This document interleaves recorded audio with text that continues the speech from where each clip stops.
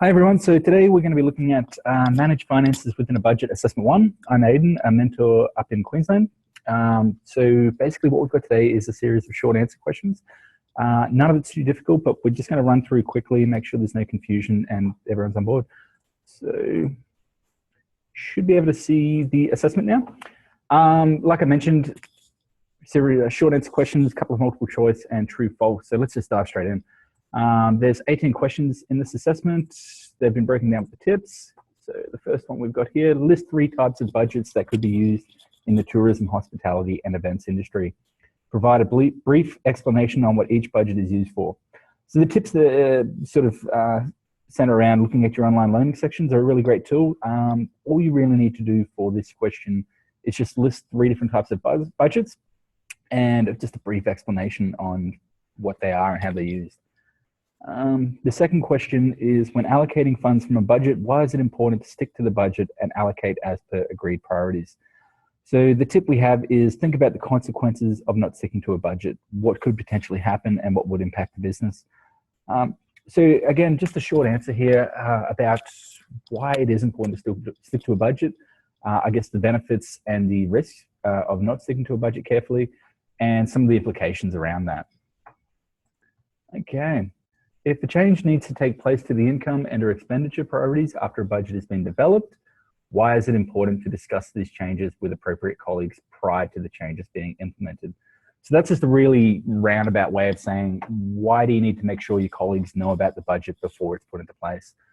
There's a lot of different reasons you need to do this. I'll leave it up to you to come up with a few reasons. But essentially, it is really important to make sure that everyone's on board and that everyone understands when, where, and how the budget will be rolled out. Okay, question 4. After a budget has been finalised, each cost centre can then organise the resources needed to meet budget targets. Why is it important to involve all relevant personnel with these decisions?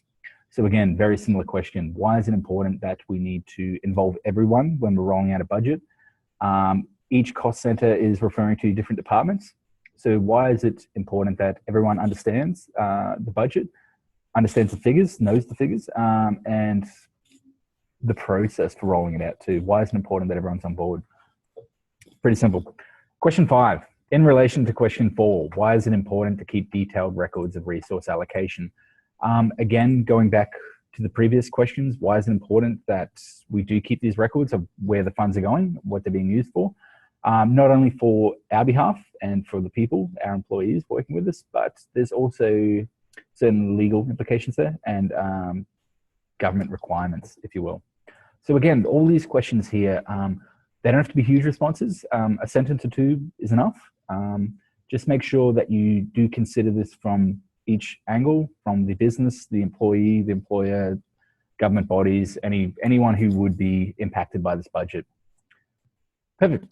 What is budget control and why is it important that it's promoted throughout the workplace? So look back on your learning content, have a look at the definition of budget control, and I guess give the definition and have a think about why, again, similar to the previous questions, why it is important that it is implemented throughout the whole workplace, that everyone's on board and understands what's happening. Perfect. 7. List 3 types of financial records that could be used to check actual income and expenditure against budgets. Now, you might know a few of these off the top of your head, but again, the learning content on the LMS has a lot of great information there. What we're looking for here is just 3 records, just the name of them, and just a brief overview of what they might contain and how that would relate to a budget. So again, just 1 sentence, nothing huge. 8, why is it important that all financial commitments are included in all documentation when monitoring the budget? Financial commitments here is talking about the future. So why is it important that when we are drafting up a budget, we are looking to the future, not just our current situation, but what, say, 6 months, 8 months, 10 months down the track might come up. So if we are monitoring a budget, we do want it to be as up to date as possible. So obviously there's a lot of implications about our financial commitments in the future. So again, a couple of sentences there. Just remember that it is important when you are doing a budget to consider all future commitments. Perfect. Question 9, explain the difference between favorable and unfavorable variance. So these somewhat speak for themselves. Just an important thing to note, variance is never a really good thing. Even though favorable does sound better than unfavorable, which it generally is, any variance is an issue in a budget. So I think it's fairly straightforward, this question, without giving it away. But just make sure that even though variance might be favorable, it's not necessarily a good thing. There still might be an underlying issue there that you need to have a look at. So I'll let you have a look at that question. Again, without giving it away, it's fairly straightforward. Question 10, briefly describe the process you would follow if you identified a cost variation. So what we're looking at here is if a variation did occur in your budget, so a variation is obviously something, the value is different to what you expected it to be, what would the steps be? What would be the information you'd be looking for?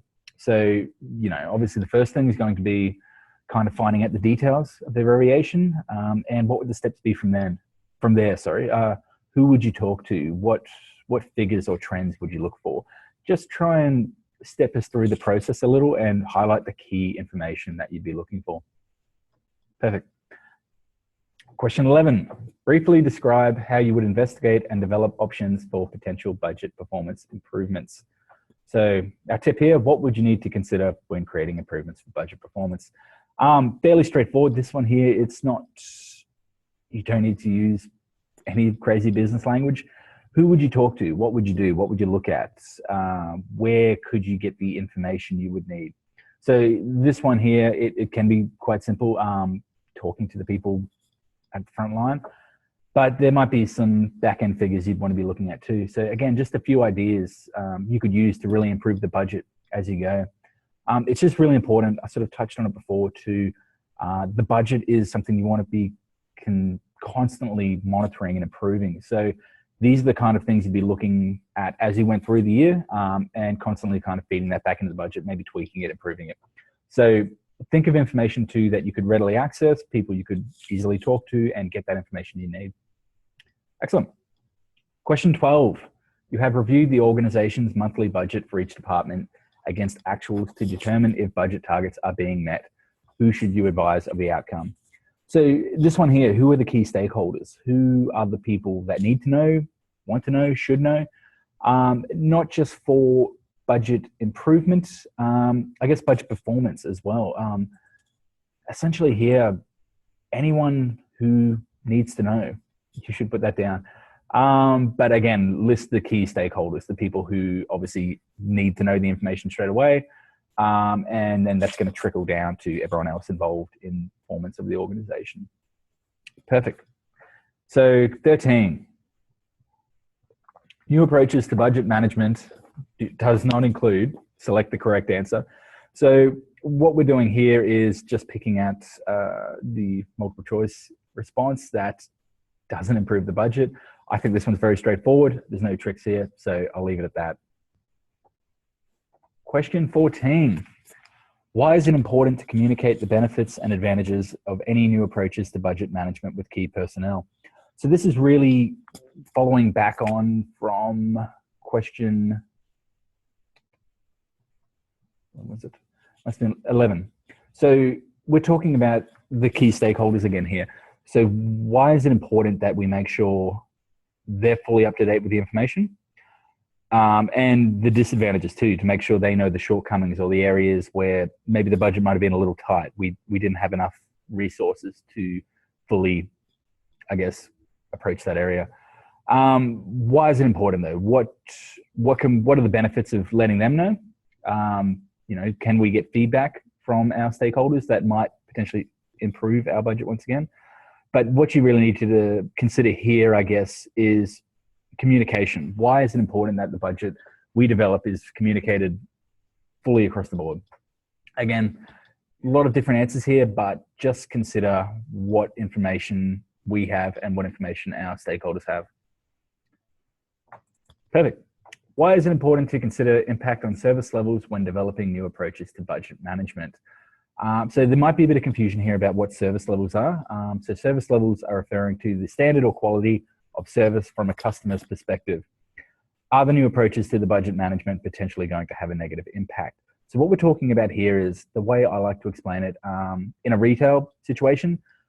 A budget improvement may save, say we cut staff, retail staff, staff on the counter. So a budget we may have 10% more available funds now because we've cut down the hours of the staff at working the counter.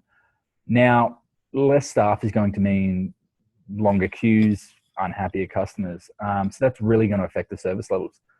So although we've saved money on the budget, on paper, it looks good.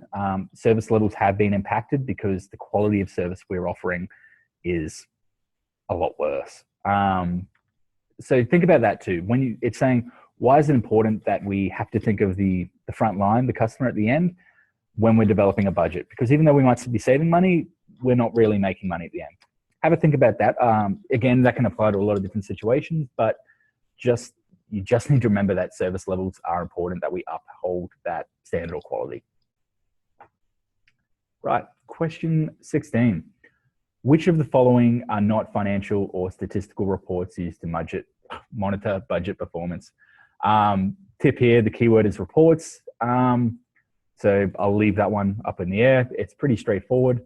What we're looking at here is which of these reports can we not use to actively monitor the performance of our budget. So a lot of these ones here are constantly updated. One of them isn't. And provides us the information we can really use to track the performance of our budget. And again, as I mentioned earlier, get that feedback, improve it as we go. Perfect. 17, in order to monitor budget performance with accurate and up-to-date financial information, financial reports should be prepared. Select the correct answer. There may be a bit of interpretation here. Ideally, you would be doing this as often as possible. It probably isn't really viable to be doing this every day, and every 5 years is a very long time apart. So really, it's up to you to pick what you think is the most correct answer, but realistically, you'd want to be doing this fairly often, multiple times a year. Easy. And question 18, final question.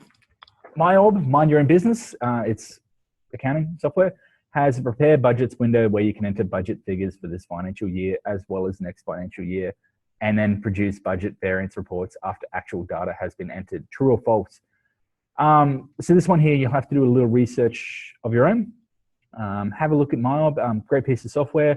You won't really be needing to know too much about it or be using it, but it is great to be aware of the features that can be utilized in it. So have a bit of research on your own, Google, Bing, whatever you use, and you should be able to find the information fairly easy. So that's it. That's Manage Finances Within a Budget Assessment 1. It's very straightforward. But again, if you do have any questions, please do feel free to get in touch with us. There is a bit of confusion around some of these. Some people do interpret the questions differently, but like I said, fairly straightforward, no tricks there. And it's all centered around understanding the importance of, I guess, keeping an up-to-date and well-communicated budget. So let me know how you go. I'm more than happy to help if your mentor is busy. And hopefully I'll see you soon when we have a look at Manage Finances Within a Budget Assessment 2. A little bit bigger, a little bit of math, but don't fret. No one's going to have too much trouble with it. Talk to you soon.